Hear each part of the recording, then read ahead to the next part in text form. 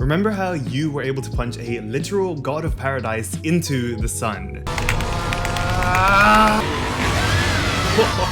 We're going to calculate how fast and how strong that punch that Shiba and Bayonetta did, so that way we can prepare you for the next video. And we're going to start right now.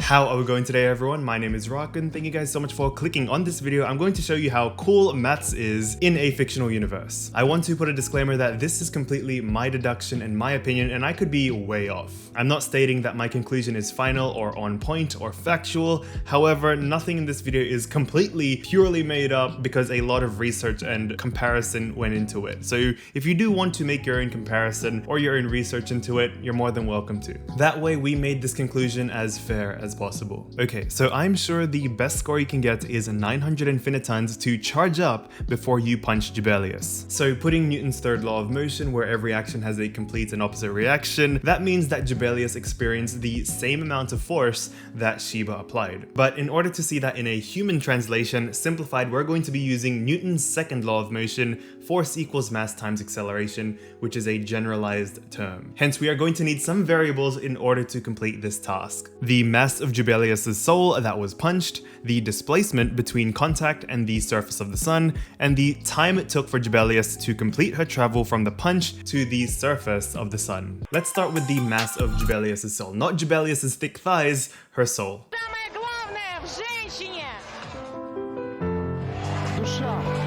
In 1906, Duncan McDougall, a physician from Haverhill, Massachusetts, weighed 6 dying bodies and found out that one of them had lost over 21 grams, or 0.74 ounces. And yeah, I know that sounds completely convoluted, but since it's used in pop culture, I'd say it's the closest nerdy reference that we have, and I will use this. I will always remember a quote from my friend about using things like a scythe for battle, the meaning of life is 42 or equals 42, or that a soul weighs 21 grams. I'm nerdy enough to know that it's convoluted or inefficient, but I'm also nerdy enough to not care, since it's quite cool. I got the average weight of a human woman worldwide and ratioed that in every 3.6 kilograms of human mass, there is 1 gram of soul, quote unquote, in it. Now we apply that to Bayonetta, who is a human. As 1 gram is to 3.6 kilograms of mass, rationing that equates to Bayonetta having a soul weight of 25.27 grams. Remember, it's a video game and purely for pop cultural entertainment. Okay, so now we have the soul mass of Bayonetta. Remember this fact. According to the Eyes of Bayonetta book, Jubelius and Bayonetta are said to be similar, as the similarities between Jubelius, Shiba, and Bayonetta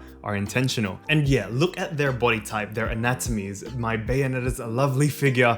They are quite similar. I interpreted this to be akin to the concept of similar triangles that we did back in middle school or primary school, essentially being the same shape but expanded or shrunken down. I found Jubelius' height by using a digital ruler and ratioed it compared to Bayonetta's height that we saw whenever she was close to Jubelius. I found out that Jubelius has a whopping height of around 7,977.02 centimeters, or 79 meters, or around 260 feet. And I know they gave the model heights in the Eyes of Bayonetta book, but I wanted to work with how we saw it within the game, so that way it makes more visual sense. Okay, if Jubelius is 33.769 times taller than Bayonetta, and assuming weight is proportional to height, because that's all we can work with, we just need to times Bayonetta's soul weight or soul mass and human weight by 33.769. Therefore, Jubelius has a soul mass of a whopping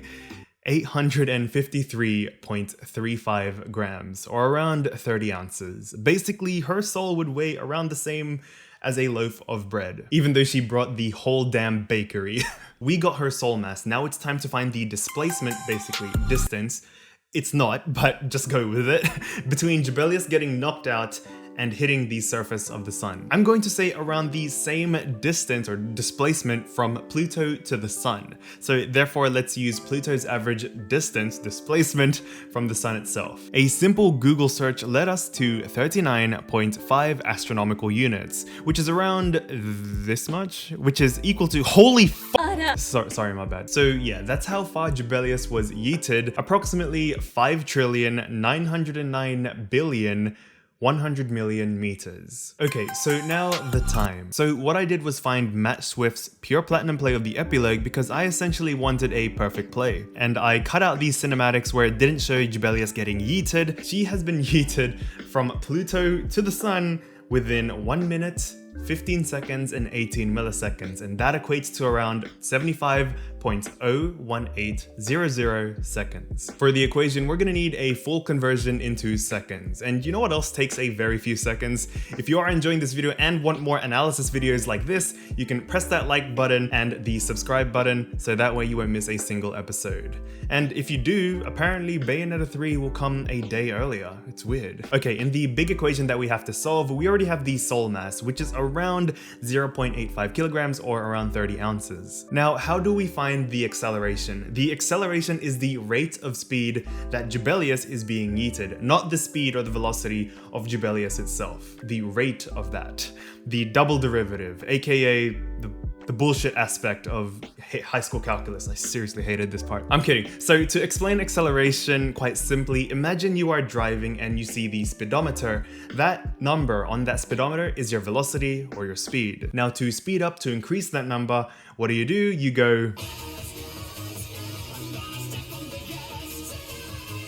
The rate of change in velocity slash speed from this number to this number is the acceleration. Okay, so don't think about it too much if you don't get it. I just wanted to explain the differences. So to find the acceleration for the equation, you have to find out the speed or the velocity first. How fast you was traveling is the distance covered divided by the time it took to finish that distance. So velocity equals distance over time. Probably already know that. Plugging in those numbers that we found and you get this. Velocity is equal to 78,769,095,417.1 meters per second. To put it into perspective, the speed of light, the fastest thing in the universe besides mimicking, has a travel speed of approximately 299,792,458 meters per second. Sheba punched Jubelius' soul so hard, making her travel over 262.75 times faster than the speed of motherfucking light. That is why I can hear some maths and physics majors laughing with me or at me, because even mathematically you cannot finalize a value that is faster than light. TLDR, Jubelius went fast as fuck. Okay, so for acceleration, you just find that out by dividing velocity over time. Therefore, you get an acceleration of 1,050 million, I have to read the screen for this, 2,604.94 meters per second squared. Alright, I'm going to put some restrictions. Assuming there is no drag and gravitational force between Jubelius' soul and the planets, because the planets do affect your movement in space, imagine that is negligible. Force equals mass times acceleration. So assuming there's none of that, just assume. It's fictional, just assume. Therefore, as force equals mass times acceleration generalized, force is equal to 0.853 kilograms times 1,050,2,604.94 meters per second squared. Therefore, force is equal to 896,023,777.104 newtons. Let's go one take. Now, if you convert it, I'm going to use Google because I'm definitely not converting that. This equals a whopping 91,369 tons of force that Jubelius experienced. A nice round number. Now, if you want to put it into perspective, an average adult blue whale weighs 150 tons. That punch generated a force of around 609 blue whales stacked, coming at you at 262 times the speed of light. Bayonetta was able to summon and generate a punch like this as a human, which brings me to my next video. This video that you're watching is part of a bigger universe, and if you want to see more Bayonetta 3 theories and your best video according to the algorithm, you can click right here or right here. I'm rockin', and happy theorizing.